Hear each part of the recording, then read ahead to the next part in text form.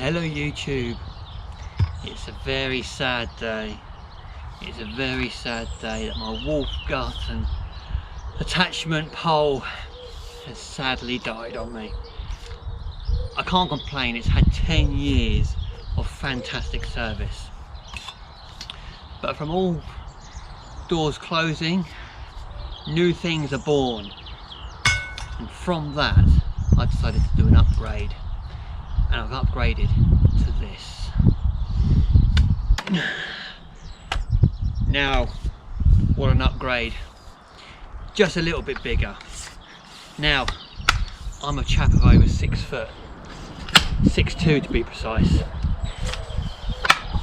And that pole was fantastic, but a little bit short. So I've gone and invested in the extending 170 to 300 model. And I'm going to actually go and do a little bit of a review on it. Now the beauty about the Wolf stuff is, of course, it takes all of these other attachments. This one actually came with this attachment. So this is the saw 370. So it's very much a pole pruning saw. And this is where it really comes into its own.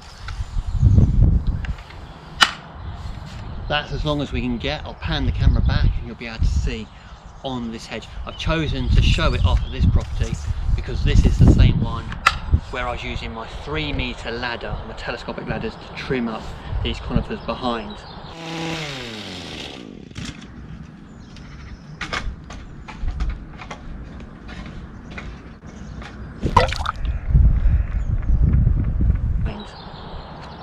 Now this, I actually had a bit of a bargain on it.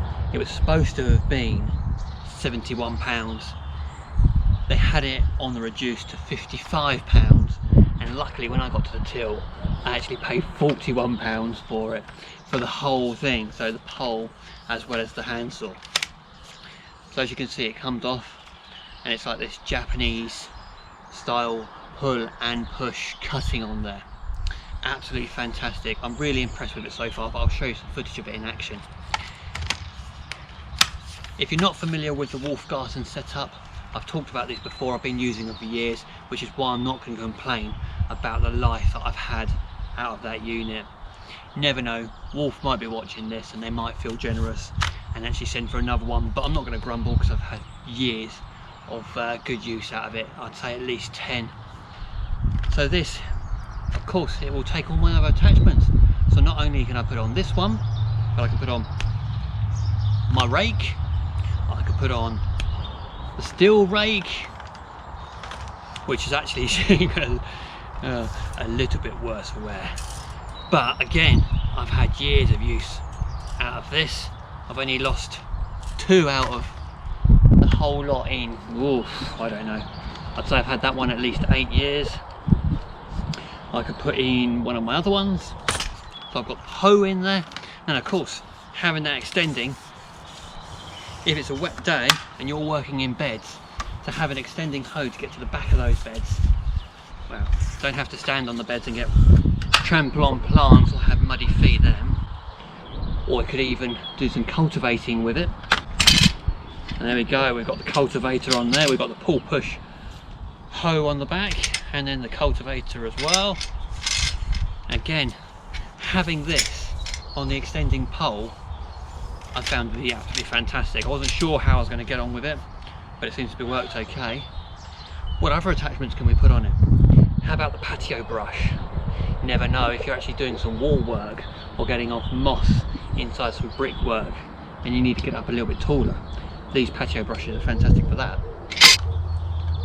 So there we have the patio brush. Have a closer look. No need for me to move.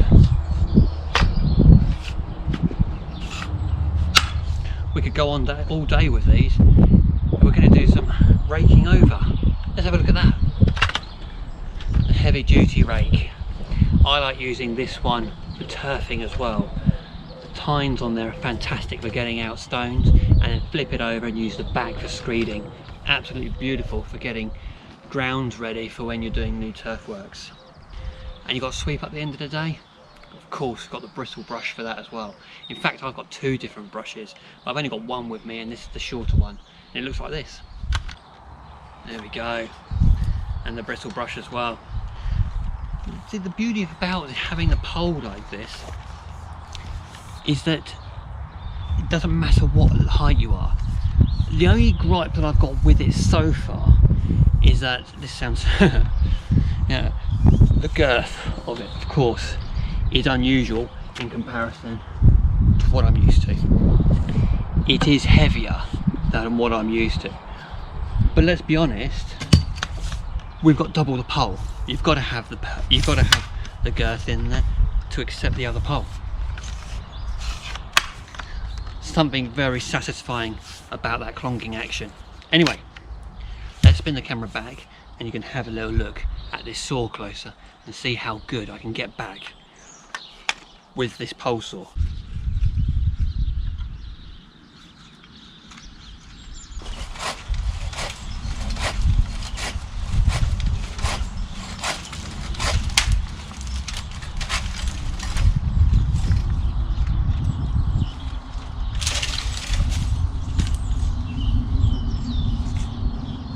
Let's have a little closer look at this saw. You can see the razor sharp teeth on there. Now, I've used lots of hand saws. I'm quite a fan of one called a cut-in tuck-in saw, Japanese steel one sold by Axe Minister Tools. I'll put a link up for it. It's a folding saw, but I've done a comparison between that and a silky saw before. This is a very nice hand saw, but it doesn't come without its faults. I've got very big hands, and kind of what makes it good makes it bad. The handle is very big because it has to fit over that shaft, and that makes it a little bit awkward. So if you've got small hands, you might struggle slightly with it. I find it a little bit cumbersome, even with taking big gloves. I do like this little bit down here. That kind of does cushion and protect the pinky slightly. I do like this cut-in part here, so your hand does sit quite snug into there.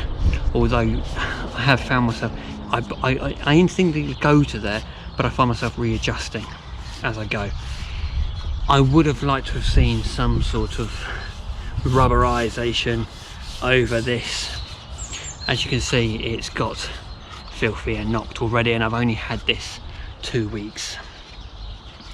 But as a saw in combination, because this is all about space saving in the van or whatever, it's a fantastic little cracking thing. I wouldn't like to say that this would take a lot of impact, because this is being quite hollow. I imagine this would crack, if anything, but with the guarantee that Wolf offer on these, fantastic.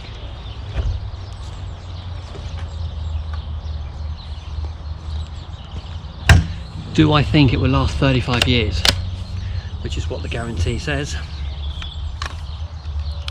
35-year guarantee. I would hope so. I would hope that Wolf would stand up to their pledge of 35 years. That one hasn't lasted, but as I say, I'm not upset with the amount of use and abuse that it's taken. And you never know, this bit of plastic, I might see what I can do. Might be able to salvage it, but at the moment it's looking rather sorry for itself.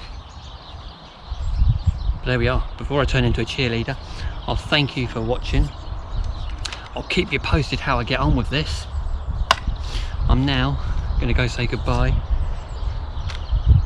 and bury a little hole. Of course I'm not. I'm excited to see how this gets on.